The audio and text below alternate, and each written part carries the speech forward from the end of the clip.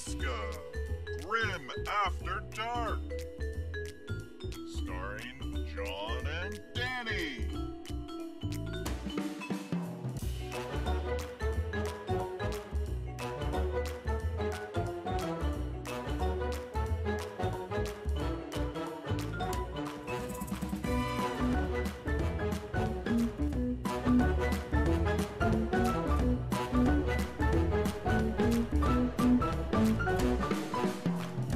This is Tricky Dick.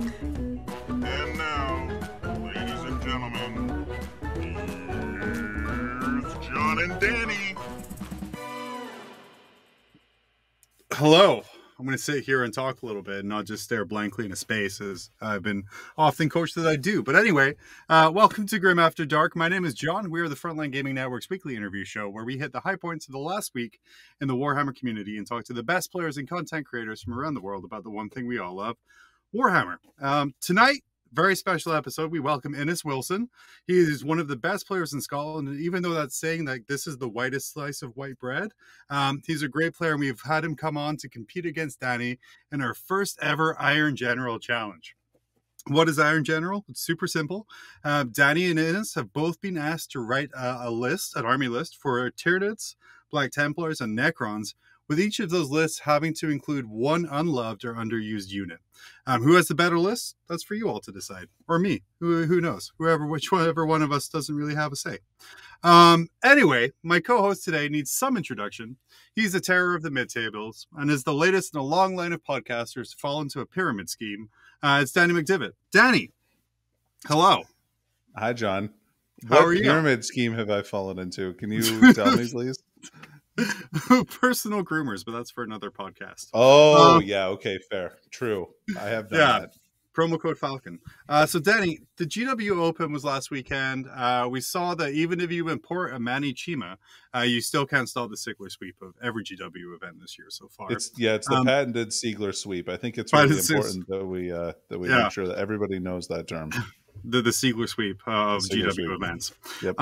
More importantly, along with the new quarterly balance update, which we saw at the Dallas event, we also saw like a greater spread of young guns kind of coming up through the ranks. So we had like Anthony Vanella, Justin Moore, Brian Jones all cracking the top 10. What was your thought in general on the GW event, and who do you think is going to finally dethrone Sigler and stop this sweep? Is that like a stop the steal joke? I'm just making sure. Is. Yeah, okay, cool. Fantastic. Yeah, only legitimate battle points. Stop the Sigler, right. So like I think I think it's probably going to be pretty hard for anybody to stop him since there's no more events. Except for the Invitational, which he's not going to. So or that's what I've heard anyway. So we'll see if that actually coalesces or not. Shocking news for LVO and Cruise Hammer and all these other events if there's no more events happening. No. I meant there's no more GW events. Those are the only ones Sigler goes to anymore. Are you not paying attention to that? Yeah, he's like, no, I only go to the official events, you guys. Like the other ones I have no time for. It's the sponsored logo on the BCP app. Like that's the only ones he goes to because legally it's all he's allowed to go to. Yeah, well, and the legal arrangement that Art of War and Games Workshop clearly have is showing to really prove to be extremely beneficial for Sigler as he nets those wins, right? I mean, am I saying Nick Nanavati is slipping him information from his commentary position? Not overtly. That would be really rude. Not directly, but I might imply not directly. A little. Yeah, we might imply a little bit. Anyway. Someone else in attendance at the GW Open was Frontline head honcho Reese Robbins, seen here taking a selfie in a way that is both endearing and confirms that he isn't big into technology. Danny, you have very strong opinions on this. Please, can you break down this selfie for us? Well, first of all, I just like to note that if you really zoom in on his eyes, you can really see the sadness there and kind of the technophobia. Like it just kind of coalesces and pools there. Also, you've got that... got that shiny dome. He looks like he's ready to go. Like if you click on the actual picture, like you can see his face technically. So it's not actually the worst selfie you've ever seen. It just looks like it from the preview. But you can see there that he's also shaved off his mustache for some reason. So I hope things are going well at home for for Reese, because it seems like he might be, I don't know. I feel like he might be suffering from some depression or something like that. Who knows? It looks like maybe it's gotten to him a little bit. He's now reporting on events that other people are running. Like he's just going there and hanging out, I guess. Like, are you playing? No, just reporting on it. No, not even reporting. He's like, there was an event and I thought I was just supposed to go. That's what this note pinned to my chest says.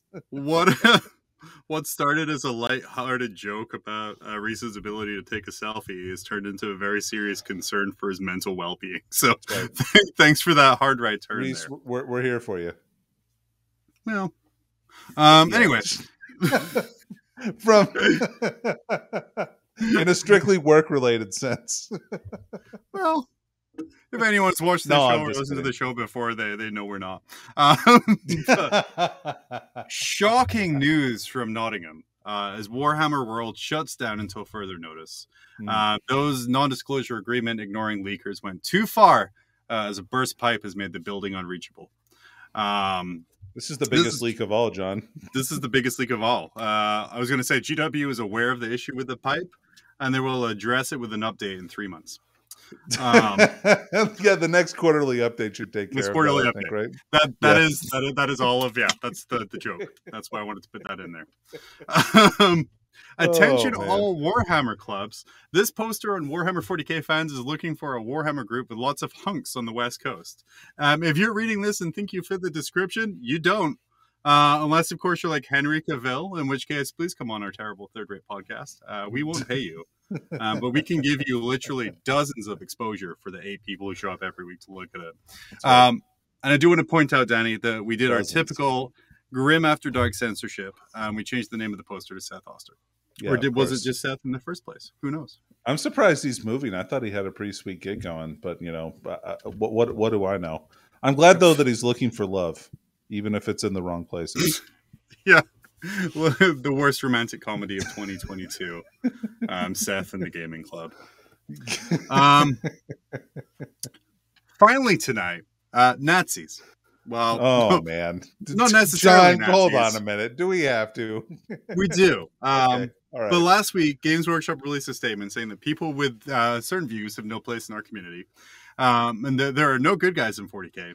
Letting people know the dictionary definition of satire, like a university student who was 40 words short of their lit, while also saying the Imperium is a bad place. How did that go? As you can see from the tweet we put out in the Grim After Dark Twitter page, not great. It didn't go good. Didn't go well at all. Personally, I just kind of want to share with everyone that if a company sends a message saying Nazis are bad, the Imperium is satire, you probably shouldn't copy it. And your first instinctual reaction is to point out that the Imperium is not satire. You're probably the problem, and you should stop. If your first instinct is to call it virtual signaling and not being from a British company in an area that was literally bombed by Nazis, you're probably part of the problem. And if you cannot see that by not seeing a notice that says Nazis are bad or settings are not meant to be aspiration. Like I got really bothered this week by them putting out this message. And John, don't get kicked off again. a certain streamer of infamy streamed for 5 hours about this, saying the message was wrong. How can you survive through 5 hours of that? It's just yeah, I've said my piece. Danny, I'm sure you had some very good points in the meantime. I mean, John, well, hey, look, anybody who is familiar with the 24-hour news cycle knows that you can talk about anything for 24 hours, much less 5 hours. So, however, we can barely talk about stuff for like 55, 60 minutes a week. Well, so we're not a part of that news cycle. Look, man, I didn't say we were professionals. Perfect. And yes, Tamagotchi, oh god, why did Seth do that? Yeah, Seth was the one who kicked me off. So I'm glad we can insinuate lots from that. Yep. Anyway, rant over. No more. Back to the lighthearted fun. Danny, why don't you let us know about this next segment? Do you want me to talk about Iron General? I do. Yeah, it's a completely original concept we didn't steal from another podcast. Yeah, it's totally not a concept that we stole from our own podcast. So it's like, I don't know, stealing from yourself. You know it's good when you start recycling your own ideas.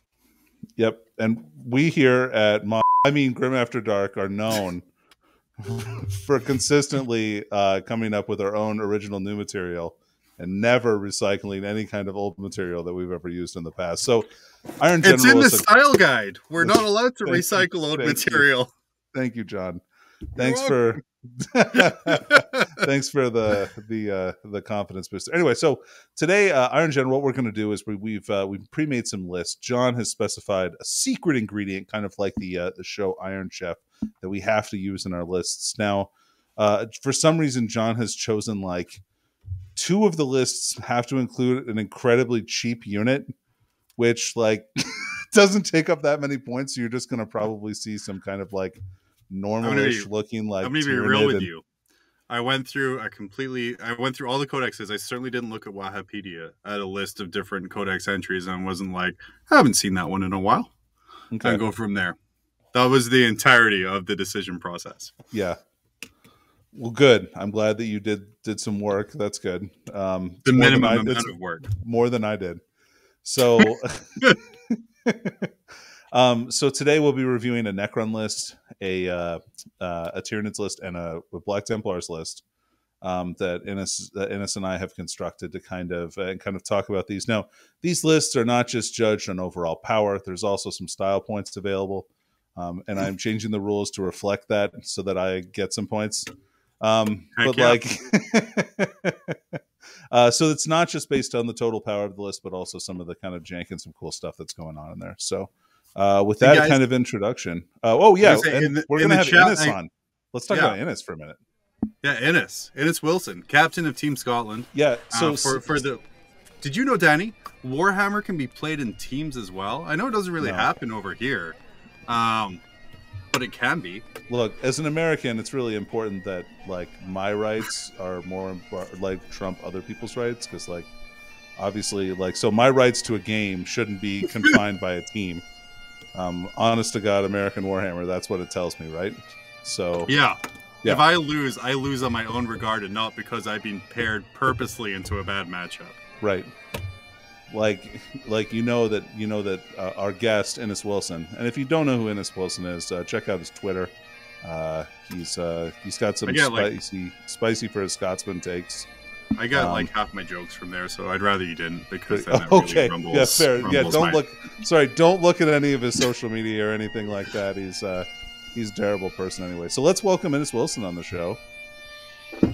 Hey. Well, hello. First of all, I want to say I am really sorry. I was 100% sure Alaska was in Canada, because that's why I've worn the Canada shirt. So apologies for that one, and I'm going to just roll with it anyway because I don't care. Thank you all for having me. Thank you for coming on at a very socially acceptable time where you're at. It's only 3 a.m. I'm basically up at this time anyway, right? I was going to say, all the good army list building discussion goes on after 3 a.m., no matter where you are there. Exactly. So yeah, we wanted to have you on. Like I said, as someone, like we said, you just won a major, which we like to think is because we asked you on, but it's probably more likely because you practice and know your army. And now you're here to kind of talk about some lists that you guys constructed. So like Danny said earlier, both of you guys created lists using our little secret ingredient. We're going to start with the Tyranid list here, because they're sort of the new hotness coming out of Octarius too. The brief for both of you, and we're going to start with our guest on this one here who can describe his list, was you were to create a 2,000 point Tyranid list for a singles event. But the secret ingredient unit was a Pyrovore. And although I said for the Necron one, I picked it off of a unit list of things I hadn't seen in a long time, the Pyrovore holds a very special place in my heart, mainly for one meme of him holding a balloon and looking really sad. And that is like literally why I bought 5,000 points of Tyranids. So no, the secret ingredient is not Hiveguard, Captain Andrew. That just happens to be, that's the salt of a Tyranid army list. It's added to flavor everything. But Innes, why don't you take us through your 2,000 point Tyranid army list? Absolutely. So, for Tyranids, we are going to go with the incredibly innovative decision. We're playing a Leviathan Battalion detachment. We are running the Swarm Lord, a Malanthrope with the standard Swarm Leader, which gives the full rerolls to hit, and then he has the Alpha Leader Beast ability to allow me to redeploy 2 units, and the Adaptive Neural Lobe that lets me regenerate CP. We have 2 squads of 30 Termagants with Devourers, a 17 of Gene Stealers with Scything Talons and 4 Acid Maws, a 16 of Gene Stealers with Scything Talons and 4 Acid Maws, 10 Hormagaunts, a squad of Tyranid Warriors with Lash Whips and Bone Swords, as well as Adrenal Glands and the Synaptic Link of Bioweapon Bond to give out that +1 to hit. 2 Pyrovores, 2 single Pyrovores. I really doubled down, did my homework here. I was like, do you know what? I need scoring. 2 Pyrovores. Best unit I could pick. 2 Lictors to actually score. And then and then 6 Hiveguard with Impaler Cannons and Progeny of the Hive to give them enhanced resistance, allowing them to ignore AP 1 and 2. And then 5 more Hiveguard because Originality is dead. And that's it. That's fair. So, Danny, before we go out and talk to Innes about kind of his thoughts on list construction, what it does, why he picked what it is, what's your gut first reaction to this list? Like what? Like, how do I feel about the list? Yeah, how do you feel about it? I don't know. I mean, it's a pretty typical Tyranids list, I feel like. Oh, sick burn. Yeah, what do you want? Do you want me to talk shit about it? I don't know. It's fine. I mean, ideally, that's the point of like dueling this. Sorry. Yeah, it sucks. Do you have any? Be more constructive with your feedback, please. No. Amazing. So, Innes, tell us about the list. You said you had 2 Pyrovores in there, probably just because you were made to put them in and you had some spare points left over. But what does that list do? Well, let's start with the easy bit. It's pure Tyranids because you sent me the message that said it needs to be Tyranids, and I read that as don't put Gene Stealer in it. So if Danny's put Gene Stealer in, I'm going to be upset and I'm going to have him like kicked out on a technicality. That's the first thing I want to start with. It's not a Forces of the Hive Mind list. Cool. So, yeah, it has to be Tyranids. So yeah, that's why it's terrible. It's not terrible. It's pretty bad. Yeah, so I basically just built a Tyranid list that loses to like things that can move fast and go first. So this is bad. You shouldn't play this. But what it does do is it shoots a lot, and it has some Gene Stealers that can go and play the mission. And the Pyrovores can be obsec and double move, I guess. They can't die to that, so they're only really bad at it and slower than every other option. But they have a flame or 2 that they can't use if you double move them with the stratagem. So they're also irrelevant. They're enough CP that if you try to put them in reserve with a squad of the Termagants, it costs you extra CP, so you don't want to do that. And you're not going to do it by themselves because then you'd have to pay CP for them, defeating the point. So they're 2 drops. You might get to like hide your Hiveguard slightly better because their dumbass bases don't take up that much space when you put them in the open, so they die first and you don't have to think about them anymore. I like the fact that your explanation for your list is it's a standard Tyranid list. It's awful. Also, these 2 units are here too because you made me take them. What do they do? Very little. That's my list. If it really came to it, there is a world where I could imagine you've got your big castle, you've got your Hiveguard sat behind it, you've got your Lash Whip Bone Sword Warriors preventing them from getting charged and tagged because they get to stand there when they die, and then you've got 2 Pyrovores to the side, so that if anything does sneak around, the Pyrovores with their monstrous power sword attacks might kill a model and make it easier for everything else to smite them off. They won't, but they might. Beautiful. Danny, why don't you take us through your Tyranid list, not as Cap and Andrew let us know, the made-up FLG term of Forces of the Hive Mind. Yeah, right. Okay, yeah. So it's a Tyranids list. I just took a single Leviathan battalion. So I have my HQs. I elected not to take the Swarm Lord. I didn't feel like it was going to be super necessary for me because I don't have any assault units or units that I really feel like I need to move twice. Like other than I'm just going to spend CP to move double move a unit, right? So I of course lead off with my Warlord, right, which is a Neurothrope, and he's got Swarm Leader and the Resonance Barb, and then I have and I went ahead and paid for a Warlord trait for him to give him strategic adaptation, so I can throw stuff in strategic. Danny's list is illegal. I'm sorry. Alpha Leader Beast is the one that lets you buy your Warlord an extra Warlord trait, not buy a second character a Warlord trait. You lose. Oh, well, okay. So I didn't spend a CP for my list? Yeah, then? Exactly. Cheat. Okay, cool. All right, that's fine. He's got the biomorphic carapace. He's got the weaponized gestation as well. And no, it's I think it's probably an it if you want to be like So, specific. for context on everybody who doesn't know Tyranid rules, that's -1 to wound, and Yeah. you can give a unit within synaptic link range reroll 1s and 2s to wound with ranged attacks only. Yep. And then I've got Malanthrope. I've got a unit of 3 warriors with. I think I have the points for this. Like I think I had 5 spare points with double scything talons, but they should have a bone sword for sure and lash whip. So obviously the no consolidation thing is pretty good. I don't know. I barely played Tyranids. Then I've got 2 times 30 Termagants with 20 Devourers and 10 Flesh Borers, and then 2 units of 29 Termagants with no upgrades at all. I've got 2 Lictors. I've got 6 Hive Guard with the enhanced resistance. I've got a Maliceptor with Focal Essence, and then 2 units of 3 Pyrovores. That's right. I got 6 Pyrovores in this list. I think that's more than exists in GW's warehouse. True, probably. Well, then more than they've ever sold, actually. They've definitely sold more because people use them as Biovore conversions. They are much better Pyrovores. Yeah, that's fair. That's true. And then I've got 2 units of 3 Sky Slashers because Sky Slashers are dope. Especially with Leviathan. Yeah. Okay, so aside from jumping in and telling him his least illegal, which appreciate the smack talk right there. Yeah. So what is what is your takeaway?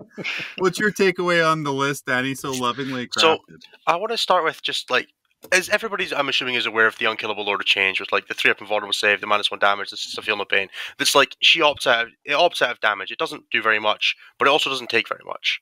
But it does do something, like it stands about places, it gets in the way. The turn is like that, except it does less somehow. So I would heartily recommend nobody ever does that. You should probably also find the way to give it the 5-up invulnerable save, because otherwise it's just going to die. I like the fact that you've decided to make your units worse in order to accommodate the bad unit as well. So you've got those 20 Devourer gone. Well, I didn't have to pay points. I didn't have to pay points for that. Yeah, so but you also don't get the shots for them. Sure. So, but like the fact that they're starting on the table for the most part, like I find that I'm going to have units that are going to be tailing back to my Synapse and that kind of stuff anyway. So yeah, a lot of times they're not going to be in long enough range. No, it's just because with Tyranids, it's all about maximizing efficiency, because your units don't really do much without spending CP. So you're losing like 40 shots on Relentless Flurry, 80 shots on Double Tap, 80 shots with Relentless Flurry and Double Tap. Potentially, you're costing a lot of stuff.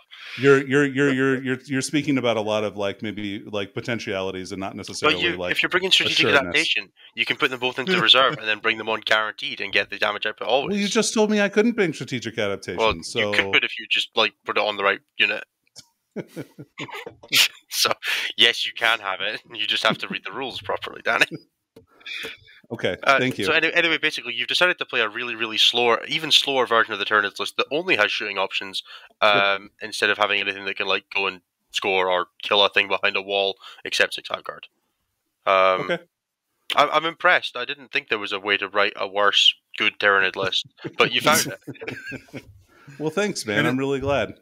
Yeah, it is Wilson, the Gordon Ramsay of 40K coaching.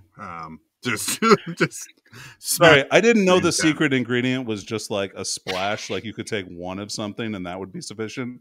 I tried to more or less like take some beef in the secret ingredient. I mean, it would be nice, but I don't think you would actually taste any of the flavor of Pyrovore. You didn't realize the secret ingredient was just negativity. Because sorry. No, I should have when I knew that we were going to have Innis on. Absolutely, rules is intended. This rules is written all the way, baby. He said you have to take one. I took 2. I figured that was good enough. No, I don't think he said you had to take any. I think it was just this is the secret ingredient. You could have shown up with none and then just lost automatically. Yeah, what but are you instead you've chosen to take 2 and still lose automatically. Yeah, I'm submitting Manny's Austin list. Let's go. That's fair. Danny, real quick. And this is a question you've asked me many a times when you've looked at my bizarre, crappy army lists, bewildered. How does your list win? Oh, thanks. No, it just mostly it just stays on my side of the table. It doesn't really move past the center line unless it has to, which it can through a couple of different options. Like you've got Lictors, you've got Sky Slashers, you probably have Pyrovores in Strategic Reserve. So you've got a couple of options there. And then Innis, just to run this out here with Tyranids, As positive as you were about your list, how does your list win? Oh, it kills everything with guns and then controls the board with Gene Stealers, but it also loses games where it goes second to just getting turn 1 charge because it can't protect its hive guard. But if it goes first, it'll just kill shit.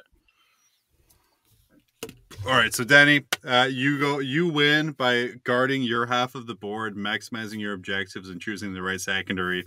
And it's your list wins by going first and not being charged.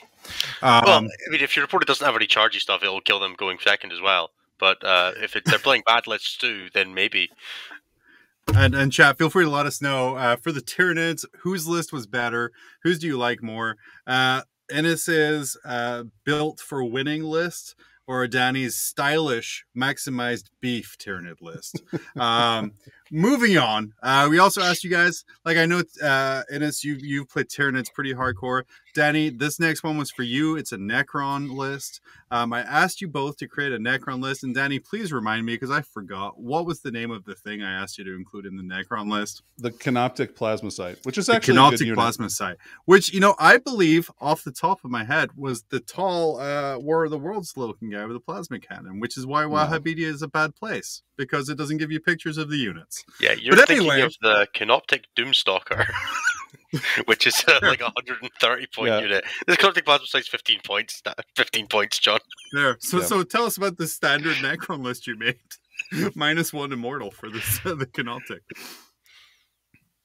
Oh, sorry. Did you say me? Yeah. Okay, I can tell you about that. So let's see. So I'm doing a patrol and an outrider. The relentlessly expansionist Eternal Conquerors, kind of like you would expect.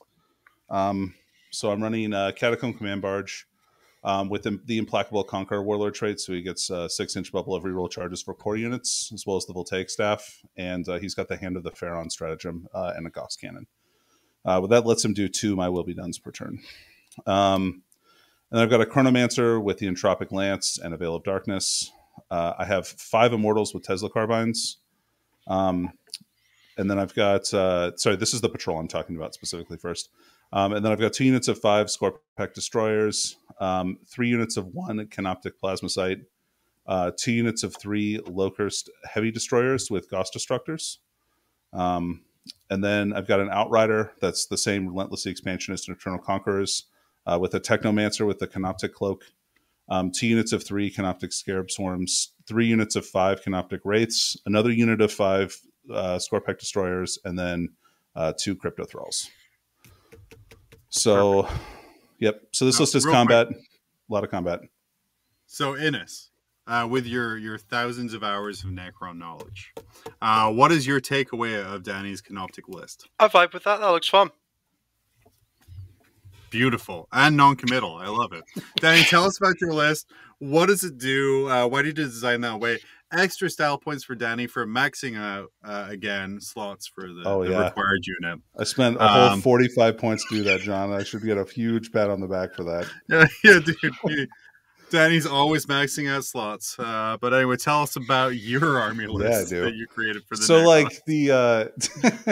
So the cool thing about the Canoptic Plasmacytes, just to be specific, they basically get bodyguard as long as they're around destroyer units. So they can kind of sit on an objective in the open and not be able to be shot, which is a pretty nice ability. But this list is mostly combat with a couple of shooting units. I've got the Immortals and the Canoptic and the Crypto Thralls are really objective sitters or strategic reserve targets. So you can put them in reserve and then have them walk on the sides of the board onto objectives and things like that later on. But since everything is OBSEC, troops aren't super important on this list. And it's just otherwise a lot of hard-hitting close combat that's pretty fast. The Wraiths can be movement 14 and then also moves 6 inches before the game starts. That kind of stuff. I'm having just awful flashbacks to every time I play your Necrons. And you're just everything is objective secured. This thing, objective secured. This thing, objective secured. Yeah. Cool. Gross. I don't like it. How does that list win apart from everything being objective secured, fast, and very tough?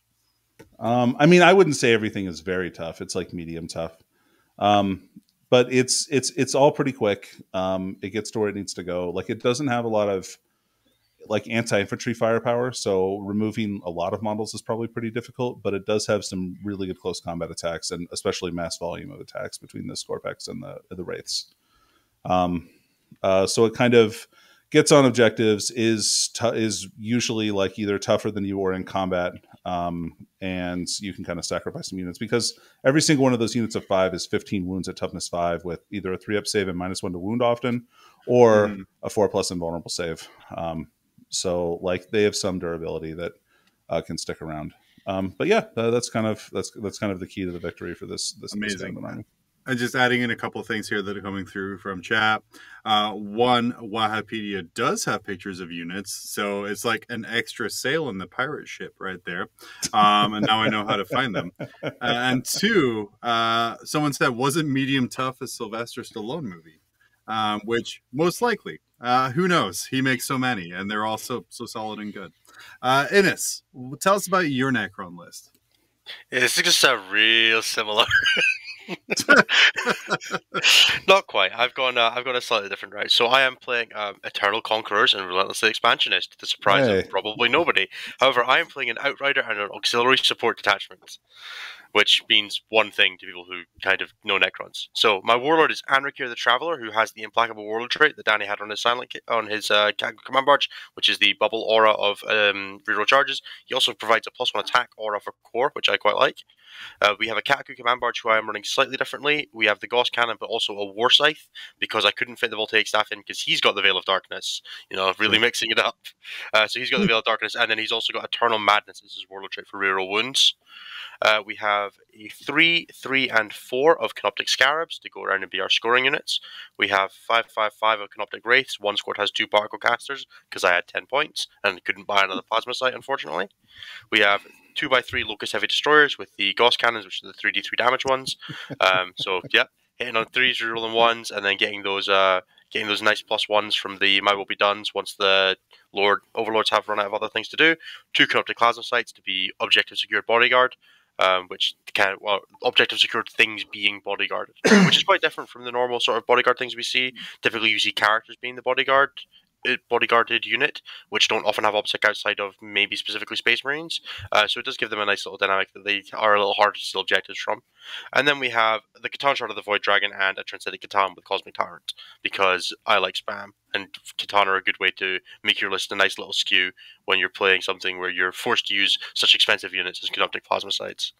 And you've just got to make it work somehow. In my defense, I Googled very quickly to figure out what that unit was, and incorrectly. And just to add on here, back to Wahapedia's third mast in his pirate ship here with the pictures. Airborne's letting us know that the pics on Wahapedia are mostly nudes of Greg. For new listeners, Greg on Goonhammer, for some reason, drew the ire of Val. We're going to talk about him being naked now, too? Are we really doubling down on this? Well, look, I don't know what's going on. All I know is Val called out Greg. How do I not be involved in this bit? Too late.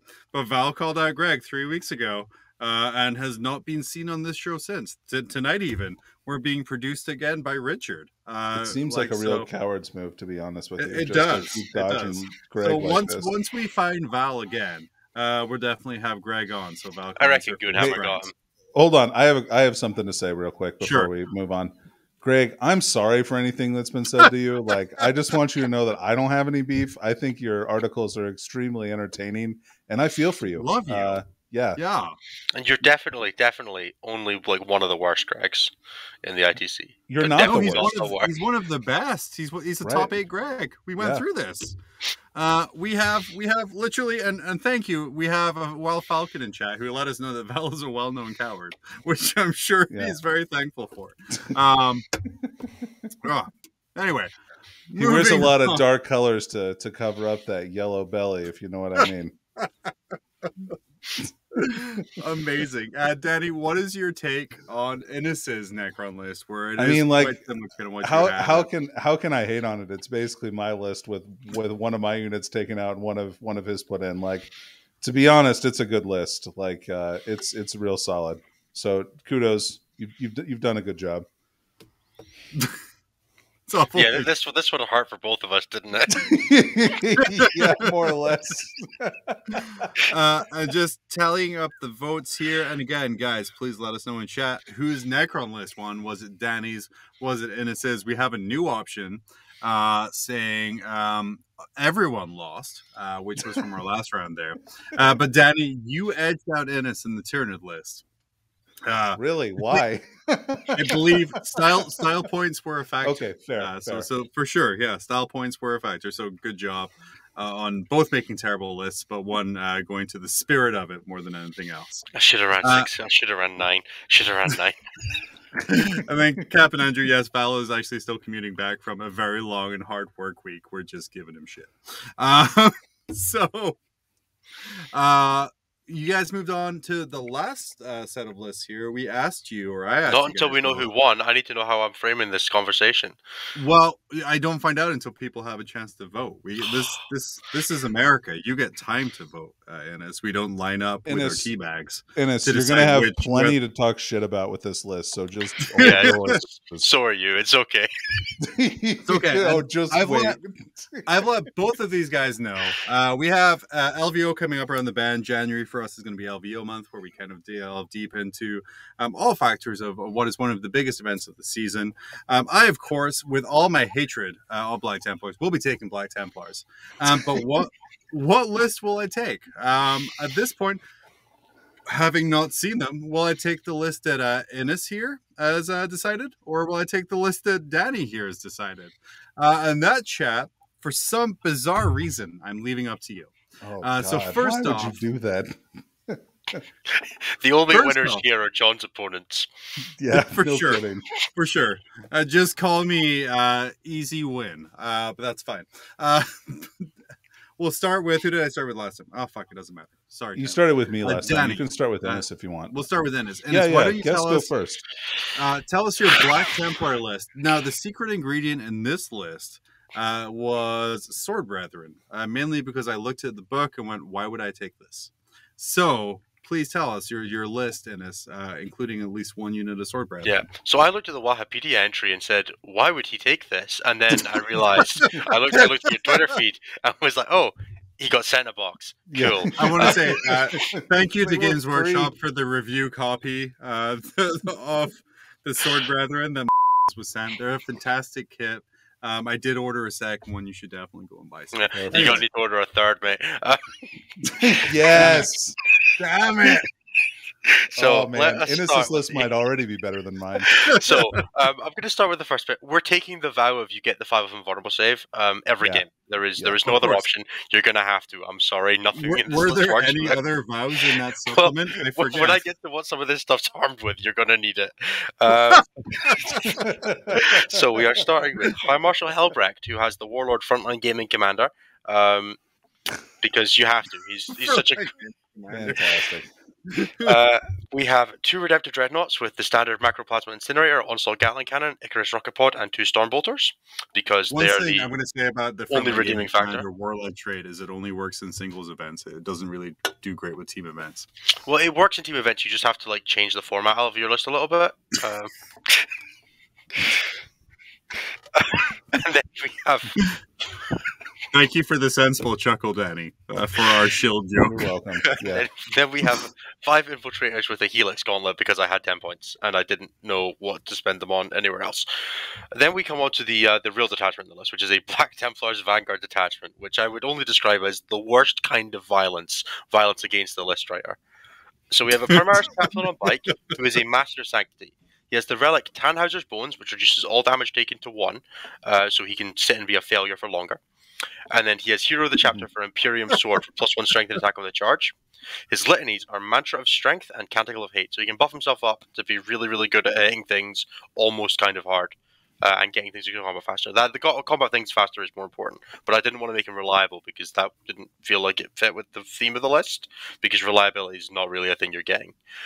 Then we have a squad of Vanguard veterans with 5 jump packs, 5 lightning claws, 4 storm shields, and then the sergeant has a power sword and Sigismund's seal, which is the seal of oath equivalent. So you pick a unit at the start of the game to get rerolls to hit and wound in melee against. The sergeant is then further upgraded with two more CP just to make sure he's really, really tough. So he Why? So he is a champ. He is a champion of the feast, which gives him +1 weapon skill, +1 attack, and +1 wound. Oh yeah. And then he also has a relic with the Sword of Judgment to make him 3 damage in combat. So like he hits really hard, and he is also like a dude with a 3-up armor save with 4 buddies. Like... He's got 4 buddies with storm shields, so it's okay. Part of me wanted to read the list before I made this giant kind of commitment. Yeah, you should have done that. No, that's fair. He does get a 5 from vulnerable save from the vow. You have to remember that bit.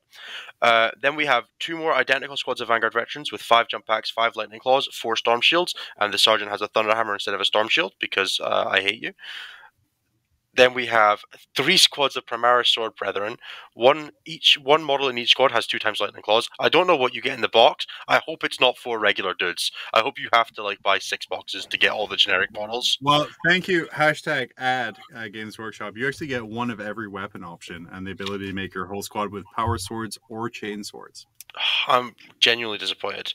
And then one of the sergeants has the bones of Mordred, which gives him 6 to wound, inflict a mortal wound in addition to regular damage. And because he's got double lightning claws, I don't actually think you get sergeants in these squads. He's just a dude with like 6 attacks on the charge with some mortal wounds. It's your only anti-tank other than plasma cannons, so I hope that kills stuff. And then we have the really good bit: 3 impulsors, 2 of which have orbital comms arrays, and 1 of which doesn't have an upgrade. I think my favorite thing about that is the $75 like infantry tank. Like that's. Don't worry, John. Just wait till we see. Wait till we go over mine. Yeah, so they had orbital comms arrays because I looked at all the gun options and was like, nah, he might not have those modeled. And then I looked at the orbital comms array, I was like, he's definitely not going to have those modeled, and went with those. And that's it. That's 2,000 points. And then Falcon it's all right. Letting us know that those cuts on Frontline Gaming and Reese is bleeding from those deep cuts. And then I was going to say he took a picture of the cuts, but really it was just the ceiling in the room he was in, so we didn't really even notice it. That makes sense. But Danny, what is your initial kind of thoughts on that list? Apart from the fact that Innes just spent CP like it was, Gyro Day. Candy. I know. Yeah. Yeah, that's fine. I think that how many CP I spent. I just hope for the best. Right. Yeah, Innes doesn't care about that. That's not. You don't have to reroll anything. What even is that? What's over? The CP only exists to jump your Redemptors in and out of ruins, right? Right.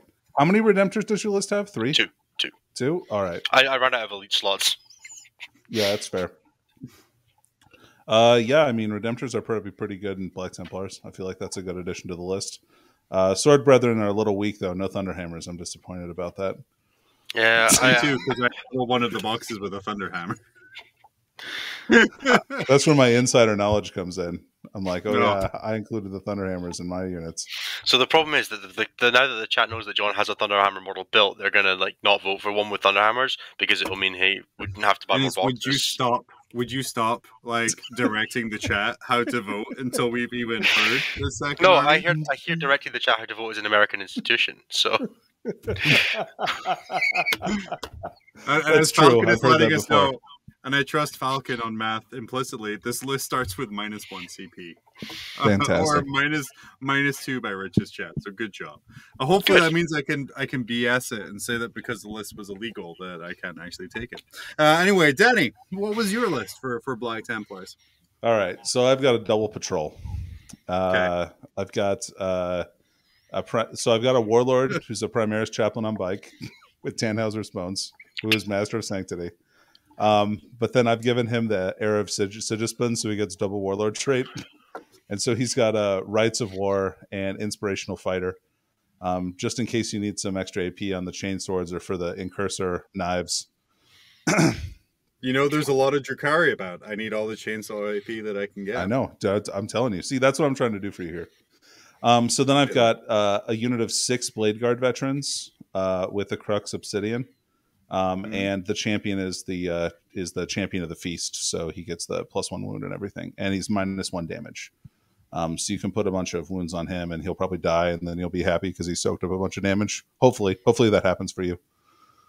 Then I've got 10 Sword Brethren, a unit of 10 Sword Brethren with 2 Thunder Hammers and 2 Power Swords, because that's what I had points for Power Swords. Then 5 Incursors, and then 2 times 3 Eliminators, and 2 Impulsors with just Storm Bolters, nothing else. And then I've got a second patrol where we've got High Marshal Helbrick. I've got 2 units of 3 Blade Guard veterans, 5 Incursors, 3 more Eliminators, and then also 3 more Impulsors with Storm Bolters and Sky $500 worth of Impulsors. Yeah, dude. You don't have 5 Impulsors? Amateur. Impulsors that don't have shield domes. They can't have shield domes, John. That doesn't matter. It's unimportant. Yeah, don't build them with shield domes. That's a choice for idiots. So, John, what I've done is I've taken the army special rules and I've given them shield domes with my army special rules instead. That's what I've done. So they get like just 5-up invulnerable on a 5-up invulnerable. Right. And so like the Blade Guard and the Sword Brethren probably are going to be combat squatting. So the idea is that 3 of the Impulsors have 3 Blade Guard veterans, and then also 3 Eliminators in them, and then the other couple have some of the Sword Brethren. Well, I dislike both of these immensely, and I have to say, as someone in us who won a major with Space Marines, and Danny, who owns multiple different Space Marines, I am surprised and excited, shall we say, about what the results are going to be. Chat, go ahead and vote. We're going to talk with Innes here. I'm kind of disappointed, Danny, that you gave him scoring options, like eliminate and stuff. I know. I tried to give him some tricks. Like, I'm just thinking, like, that they can, like, Impulsor can move, they can disembark, move, advance, shoot, move again. Like, that's far too much distance. You gave him Rights of War? What do you want him to go positive? You're right. I'm sorry. I need to change that. Can I amend my roster, please? No. What we're going to do here, Innes, Danny, we're going to talk to you guys about that quarterly balance update that came in, kind of what we're seeing, how that's adjusting lists and kind of helping out the game balance in a way. Falcon, stop voting. I haven't even asked yet. And then while we're doing that, get your guys' votes in. Do you think, would you rather John goes to LVO with Danny's Black Templar list, loses because of his own lack of skill and has no backup excuses, or goes to LVO with Innes's list, loses but has a built-in excuse that it was a terrible list? It was built by a foreigner.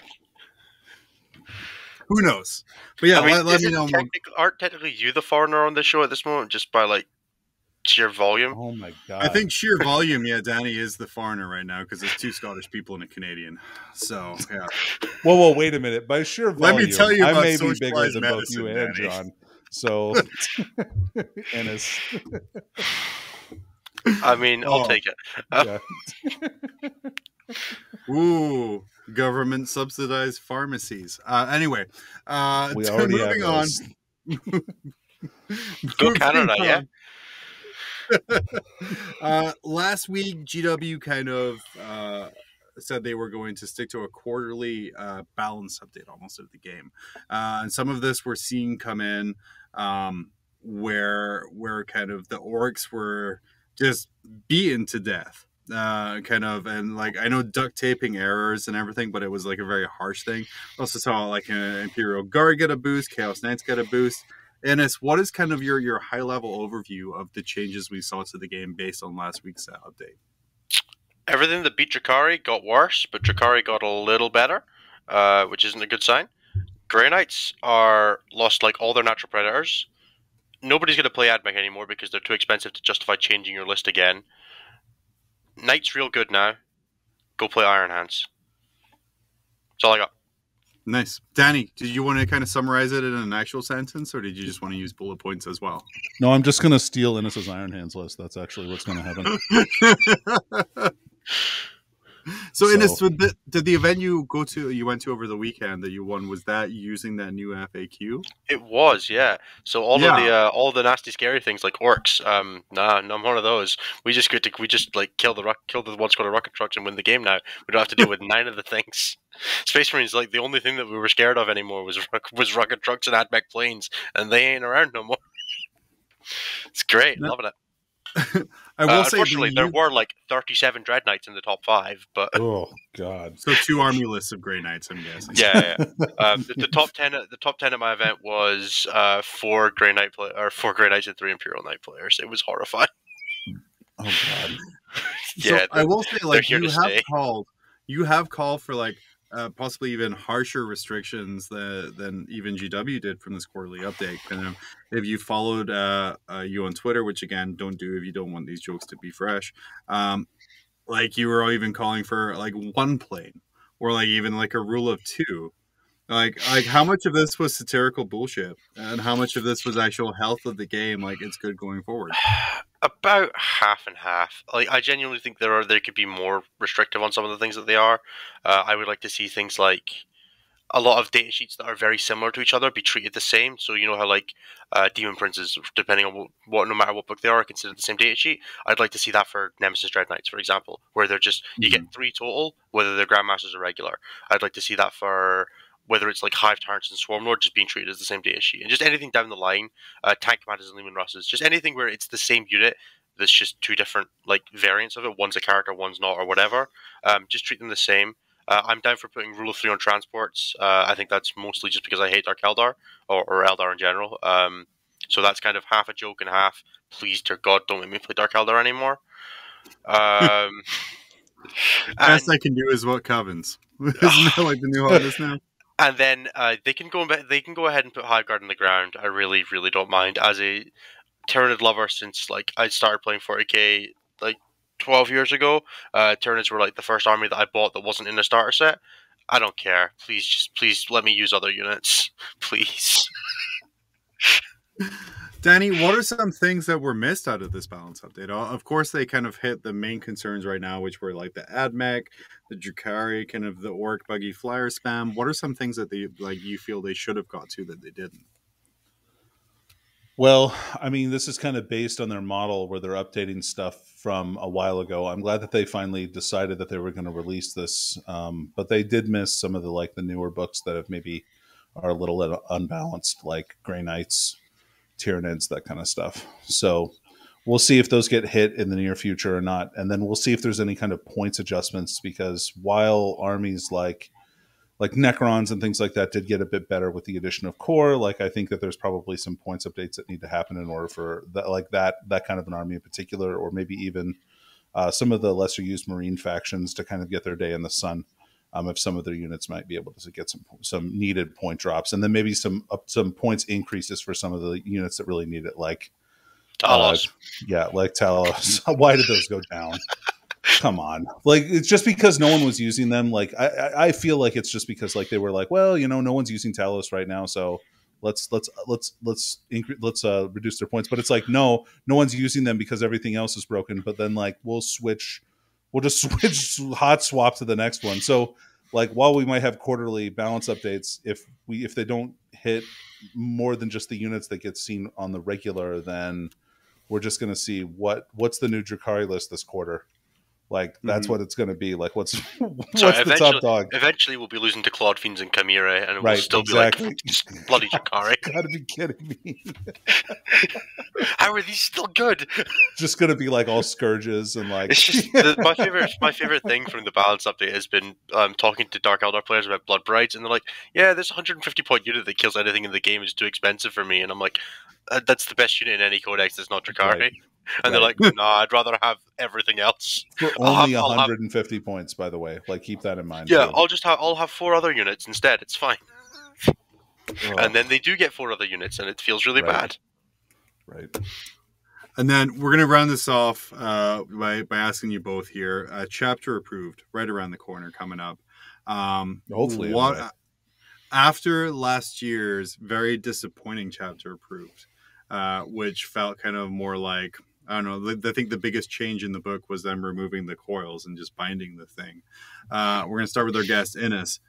Innes, what are some things you're looking to see from Chapter Approved this year to kind of show like a real commitment to the game? Oh, I have a whole list of these. I would like to see all of the mission-specific secondaries get put into categories. So, for example, Direct Assault gets put in the same category as Battlefield Supremacy, so you can't take that alongside Stranglehold and things like that. Minimize losses from Retrieval Mission gets put in the same category as To the Last, so you can't double down. And just limit some of that spam. You get another option for the mission-specific for that category, but you don't get to just take everything. Or Mission Secondary and Faction Secondary are mutually exclusive. You can only have one or the other, not both. One of those two I would like to see. I would like to see the Scouring. If it sticks around, have a normal deployment zone, please. I played that mission last weekend. It's horrible because armies you can't fit in it, and then like anything that's like a preset terrain setup for an event doesn't work on the Scouring because the deployment zone just doesn't work the same. And then I would like to see some things just tweaked about, like priority targets. Just needs a couple of tweaks. If they're not going to wholesale rewrite missions, which I don't really see happening, and then fix investigate sites because you said you were fixing it and then you didn't. Could you just fix that, please? It'd make me feel better. It's right in line behind the water pipe that they're going to fix. And then, rule of 3 for transports. Come on, guys, you can do it. I believe in you. Danny, what are some changes you want to see from Chapter Approved? In general, I'd just like to see like a fixing, like Innes pointed out. I mean, obviously some points breaks would be great, but like if we're talking about that and the Munitorium Field Guide, if they're included in the same document, which technically they're not. But if we're specifically talking about Chapter Approved, then yeah, fixing secondaries I think is key. That's super important. I'd also like to see some specific guidance on terrain placement. I think that or amount of terrain based on like what kind of mission is being played, or maybe positional terrain based on what mission is being played. If we're going to have like some set terrain, I think that would be really nice. But we'll see if we ever get recommendations for that. That would be that's the top of my wish list anyway. Yes. No. Great things for there. And just to answer a couple of questions from chat there, yes, this is the same Frontline Gaming that sells mini stuff, frontlinegaming.org. We just paid a bill. Good job. Innes, thank you so much for coming on and talking to us about these three, well, one good Necron list and then two okay other lists. I will say the chat got distracted by you and Danny's amazing takes on kind of the balance update. So we're currently at a tie as one person votes for Innes regardless of what happens. And thank you for that, Falcon. And then the other person voted for whatever made me spend more money on impulsors. So we're gonna figure out this tiebreaker. But one of those things will be going, and it'll be the sole reason that I go 0-6. It's great. Who knows? Please blame me. Yeah, it'll be the sole reason, totally. The sole reason, because everyone knows. Sole reason. Yep. The only thing stopping that Quennell sweep is a lack of understanding of the basic game rules. Innes, before we go ahead, plug your stuff. How do people find you? Why should people find you? All that other kind of fun. Well, I hope they don't find me unless it's at an event. Just generally, don't try to find me. That would be really uncomfortable. You can follow me specifically on twitter.com/Innes A. Wilson. Innes is INNES. I post terrible takes there, and John steals them, and I'm okay with that because all publicity is good publicity, even if he's not saying it's from me, which he doesn't because he's terrible. And then if you want to follow just what we're getting on with generally the Scottish 40k scene is that is Team Scotland Warhammer 40k on Facebook, and we do all of our event posts, all of our WTC stuff. If you care about that weird team format that people in Europe talk about, that's where you can find me. I don't really do much else besides that. I tend to just guest on podcasts because it's way easier. Absolutely. Danny, what have you got before we head on out of here? No, just a big thank you to Innes for coming on and chatting with us. Thanks for dueling lists with me. It was fun, of course. Technically, Danny, you won. So that's the important part. That's stupid. I shouldn't have won.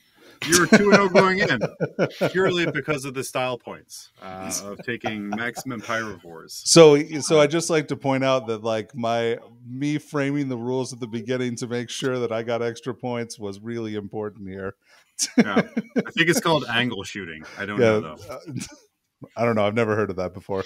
Personally, I think we should have stopped the count at 0, but, can't win them all. Oh, and then Nurgle Matthew saying, thanks, Innes. Another banger. Boss Baby to Red 10th edition. I just want to, 1, he's much older. It's Boss Toddler now. 2, I would pay to have a webcam stream of Innes in front of just a pile of paper. Just really stressed out about releasing a book because I feel that would be very fun. Well, the first thing would have to be invisibility's back, guys.